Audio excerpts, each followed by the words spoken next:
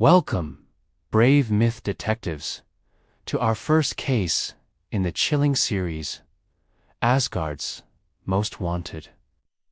Forget the shambling, brain-hungry hordes you might know. Tonight, we delve into the terrifying reality of the Norse undead, the Draugr. These are not your typical zombies.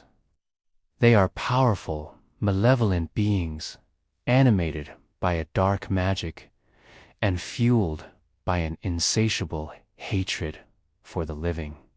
Imagine a Viking warrior, strong in life, now twisted into a nightmarish reflection, his eyes burning with an unholy blue light, his decaying flesh imbued with supernatural strength.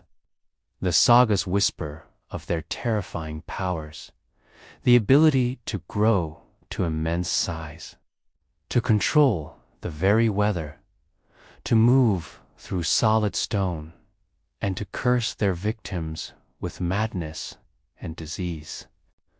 Tonight, we journey to the misty, haunted landscapes of the Norse world, to unearth the truth behind these formidable creatures of darkness. Prepare to have your understanding of the undead redefined. This is not just a monster story. It's a chilling investigation into the Viking fear of those who refuse to stay dead. The power of a Draugr extends far beyond mere physical strength. The sagas describe beings capable of incredible feats. Imagine a Draugr swelling to gigantic proportions, its shadow engulfing entire villages, its roar echoing through the mountains like the thunder of Thor himself. They are said to be able to control the weather, summoning fierce storms and bitter winds to torment the living. Some tales speak of Draugr sailing phantom ships through darkened fjords, their ghostly crews forever seeking vengeance. Their connection to the earth is profound.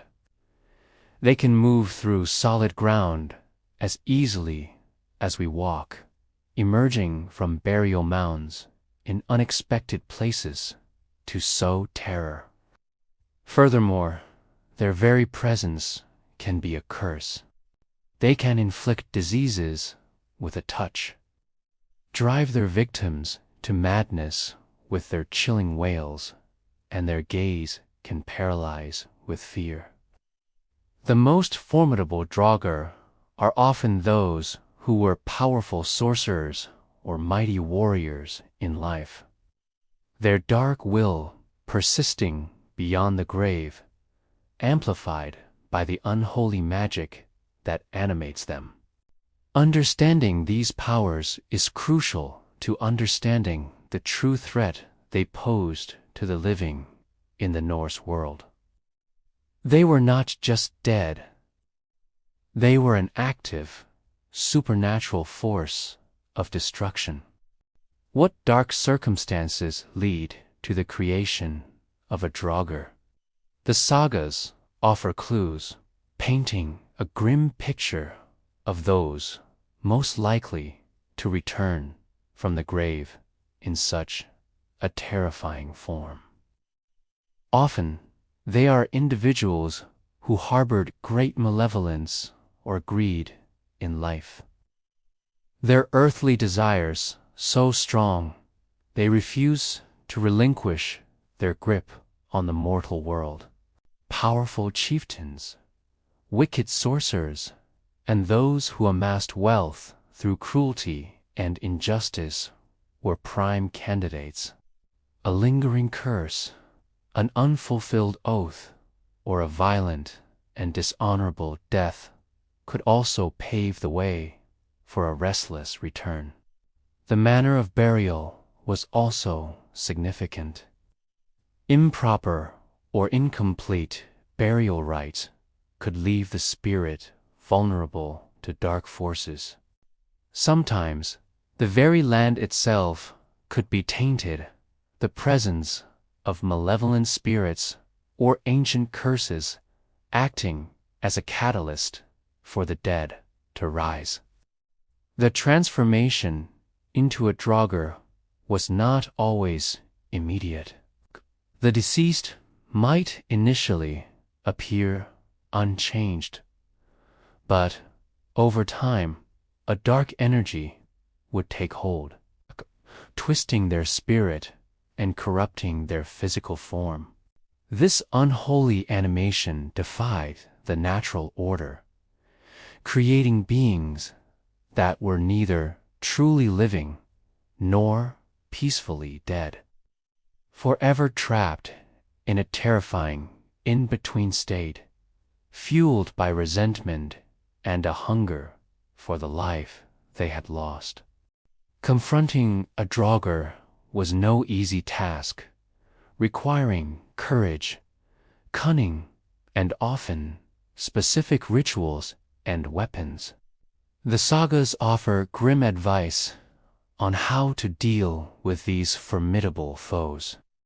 Firstly, prevention was key, ensuring proper burial rites, including placing stones on the chest of the deceased and sometimes even pinning them down with a sword, was believed to hinder their return.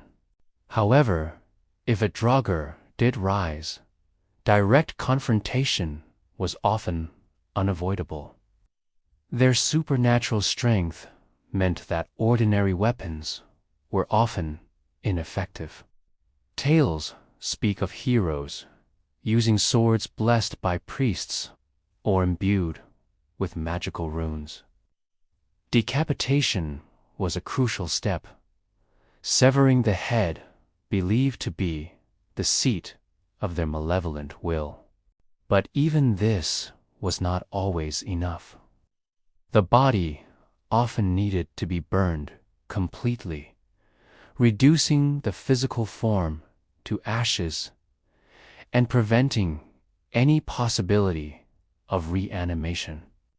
The ashes were sometimes scattered at sea or in places far from human habitation to ensure the Draugr could never return to its burial mound.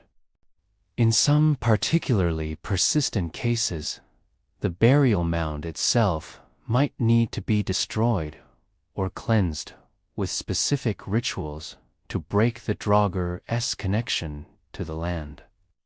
Facing a Draugr was a terrifying prospect, a battle against death itself, demanding not just physical prowess, but a deep understanding of the dark forces that animated these chilling beings. The tales of the Draugr serve as a chilling testament to the Viking fear of death and the unknown. They were more than just monsters.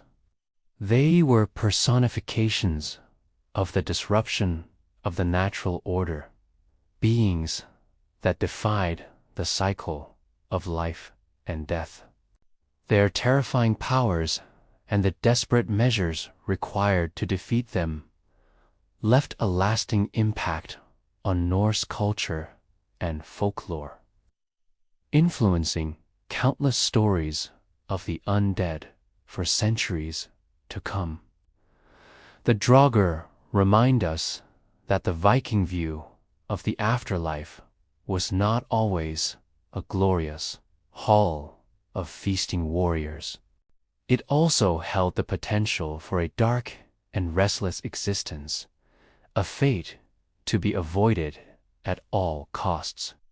The sagas, filled with accounts of brave heroes facing these spectral terrors, highlight the importance of honor, proper rituals, and the courage needed to confront not just mortal enemies, but the very forces of darkness that sought to drag the living back into the grave. The legacy of the Draugr continues to haunt our imagination, a stark reminder of the chilling depths of Norse mythology and the enduring fear of those who walk between worlds.